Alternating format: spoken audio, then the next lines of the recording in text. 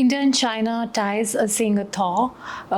India has had an economic relationship with China which has been slightly imbalanced. This relationship became even more complex after the Galwan incidents at the China-India border, due to which FDI dropped sharply, although trade kept increasing.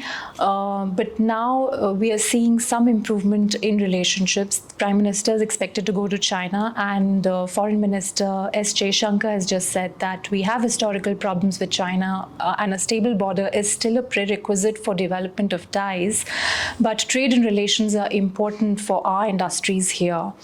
So I have requested Professor Nisha Taneja at ICRIER to help us understand what is the nature of the economic relationship between India and China.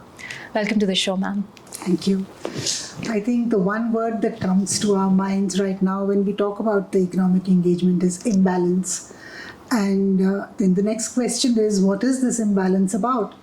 While one imbalance is related to trade, which is something that all of us are aware of, which is that we have a huge import from China and a very low export to China.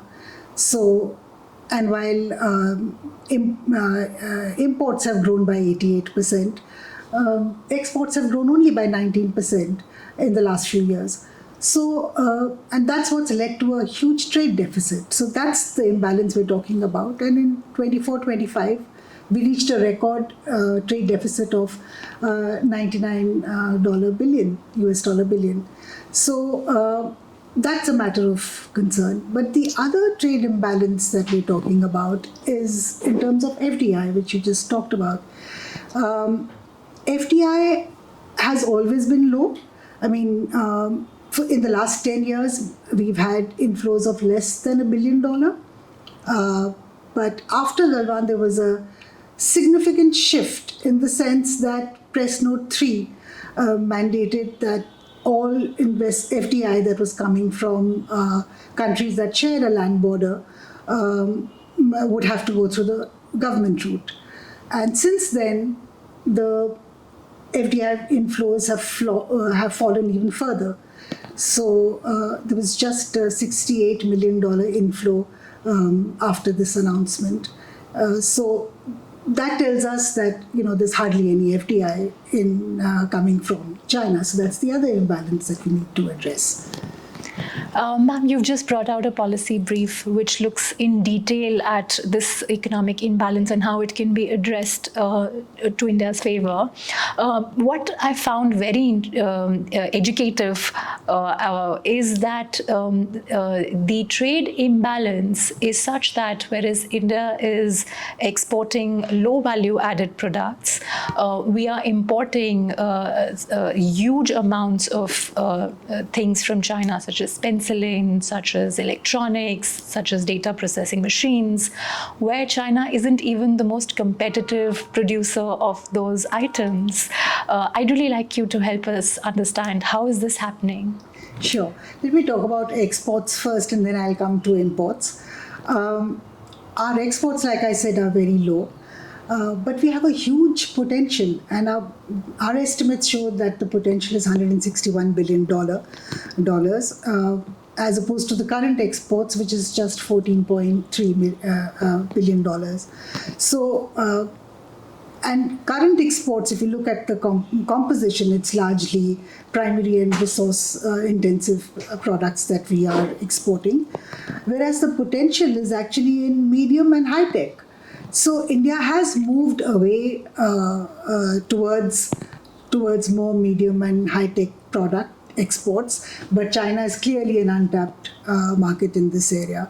So that's something that we need to address, and for that, maybe what we need is more information channels for our industry to actually see how we can penetrate this market.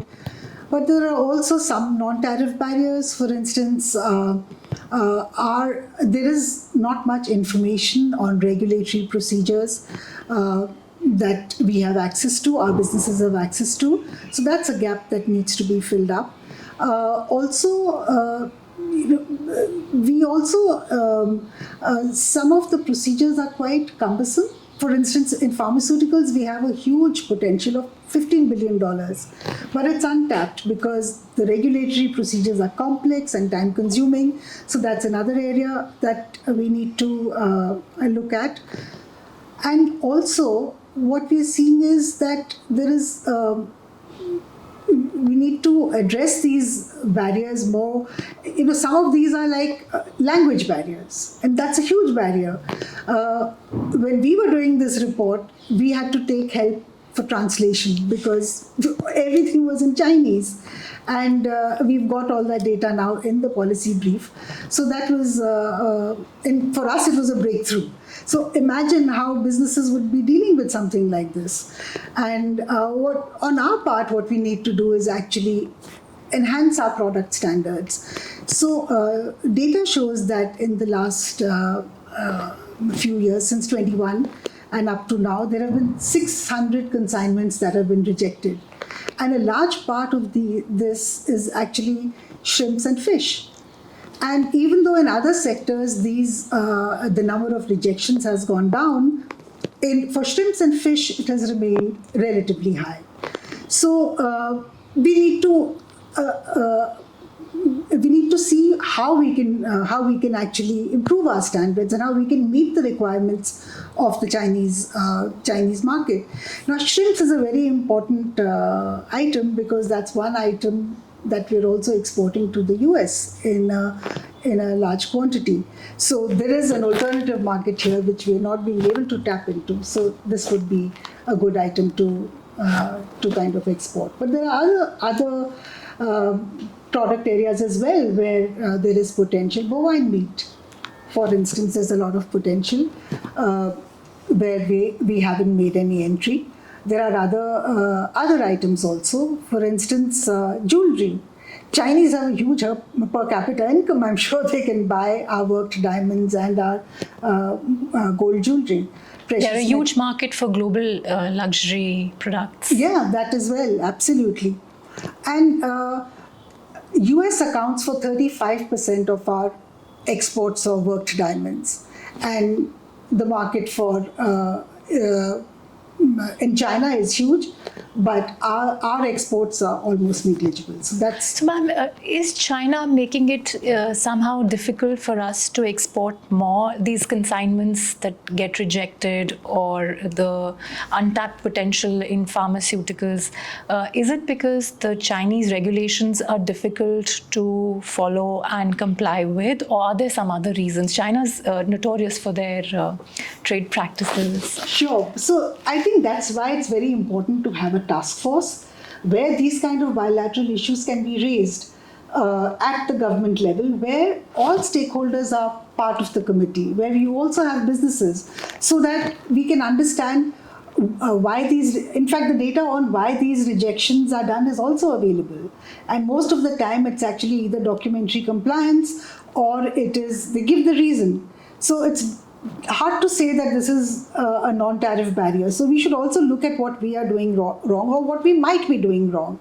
So that's why it's important to set up a task force to address how we can best meet these requirements. And what about our dependence on their exports? A huge dependence on their exports. Absolutely. It is huge, but it's large. Our imports are largely intermediate and capital goods, and we really need those for our manufacturing industry. And because we need it, it's very difficult to decouple from China. But at the same time, we need to be mindful of the extent of dependence that we have on them. For instance, for 562 products, we are importing more than 80% from China alone. And something like penicillin is being imported from China, and there is a huge dependence. So 80% of our import of these products is from China? From China, yes. So we need to reduce this dependence and diversify to other markets. And at the same time, maybe these are items where we should invite FDI. because FDI is more embedded. It'll increase domestic capacity. It'll help us export. So and is less vulnerable to any political pressures and absolutely less vulnerable as well, and it's more embedded in the real economy. And also your report gives examples of how some of this India's import dependence on Chinese exports is hard to understand given that there are alternative sources that are far more competitively priced. Absolutely. We were also very struck by this finding, because when we looked at the top 50 items, almost half of them have unit prices higher than other suppliers. So why is it that we are importing from China even though they're priced higher? So we dug a little deeper, and one of the reasons probably is the kind of support that the Chinese government gives to its exporters, and that is huge. It's for instance, they can get credit from the Export Credit Agency, which is run by the Chinese government. They can get their goods insured, and 100%. There is 100% risk coverage that is borne by the agency, and that's a big cover for them. So, and that also allows them to have deferred payment. So imagine if I'm an importer and I'm allowed to take maybe 70% of my, I'm able to make my payment at the end, rather than getting upfront payment. So this backloading of payments is a huge incentive even for the exporter. And he's able to then, and obviously the benefit is more than maybe buying from a competitive supplier. So it's something we cannot match. In 2022, the Export Credit Agency in China gave insured exports worth $700 billion. That's huge. And compare it to what the US did in the same year. It was only $2.6 billion. So it is a huge challenge, but at the same time, we can't give up on not diversifying our import sources to the extent possible. And ma'am, to understand the case that you make for increasing FDI, you briefly mentioned also one way of reducing this vulnerability and dependence is to encourage FDI. But there is the Press Note 3 that came into being in 2020 that does not, it kind of ends up stalling, even though that is not the declared policy, but in practice we find that it ends up stalling FDI from specific countries, especially China. What are your recommendations on that side of the relationship? I think firstly, we must visit Press Note 3 and maybe have a segmented approach in terms of maybe identifying the sensitive sectors and the non-sensitive sectors. So for the non-sensitive sectors, we should allow FDI through the automatic route, and maybe have a limit of allow at least up to 49%. I think there is a government report which is suggesting 24%. That may not be enough to attract FDI, so we must at least offer 49%. And for the non-sensitive, for the sensitive sectors, we should actually put in place proper guardrails and a proper screening mechanism, pre-entry and post-entry, to safeguard our own national interests in these sectors. Right. And ma'am, what would be the cost of persisting with status quo if this imbalance is somehow not, we don't manage to address it? What would be at risk? Why do we need to do this now? I think in today's geopolitical landscape, it is, and given the size of our engagement, so we're not saying that there is something wrong with the size. What we're saying is we need to correct the imbalance. And yes, a lot is at stake because, for instance, FDI, China is so deeply embedded in the GVCs that we want to be a part of GVCs, participate more actively. We will really have to allow Chinese FDI into our market. And especially given the kind of scenario we have vis-a-vis the US administration, and with tariffs going up, we need to look at all major countries and see how we can, how we can balance all our relationships all around. Right. And an imbalance of this nature will make our economy vulnerable, is it? I wouldn't say it would. It's more important that we look at what can we do to participate better in world trade. And if you're talking so much about FDI, first of all, we need to put our own house in order. It's not like Chinese FDI is low. Yes, of course, it is low.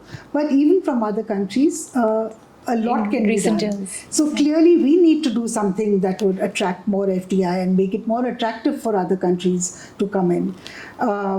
So we need to undertake reforms. The business environment needs to improve. Documentation and paperwork, clearances related to just starting a business.